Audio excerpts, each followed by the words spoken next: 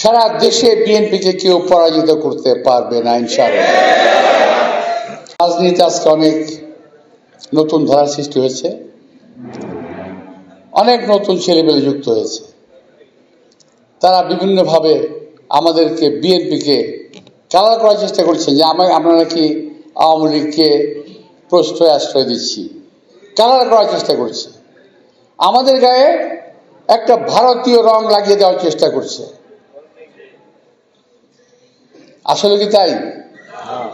এই বিএনপির জন্ম হয়েছে বাংলাদেশি জাতীয়তাবাদের উপরে ভিত্তি করে।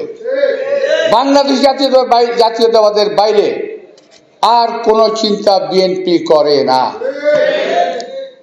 বিদেশে আমাদের বন্ধু থাকতে পারে, নাও থাকতে পারে, কিন্তু আমাদের কোনো প্রভু নাই। আজকে যারা বিভিন্ন কথা বলে, বিভিন্ন কাজকর্মের মাধ্যমে বুঝিয়ে দিচ্ছেন যে ওনারাই দেশে নির্বাচন করতে দেবেন না, একটা চক্র মেতে উঠেছেন।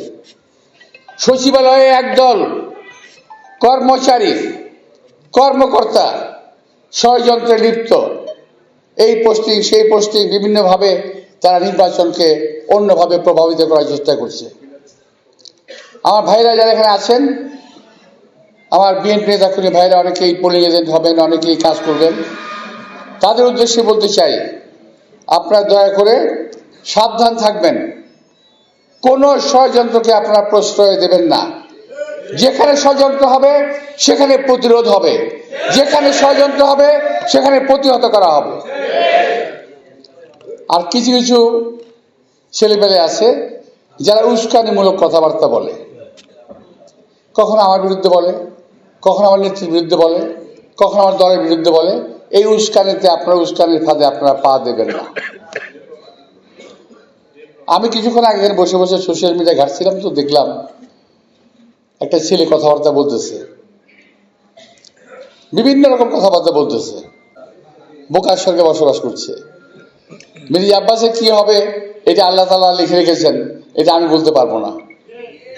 তবে সারা দেশে বিএনপিকে কেউ পরাজিত করতে পারবে না ইনশাআল্লাহ। যে জোয়ার আছে, এই জোয়ারটা থাকলেই হবে, ধরে রাখলেই হবে, বাঁচিয়ে রাখলেই হবে। মানুষজন অন্য কোনো দলকে আর পছন্দ করছে না এই মুহূর্তে বিএনপির সামনে।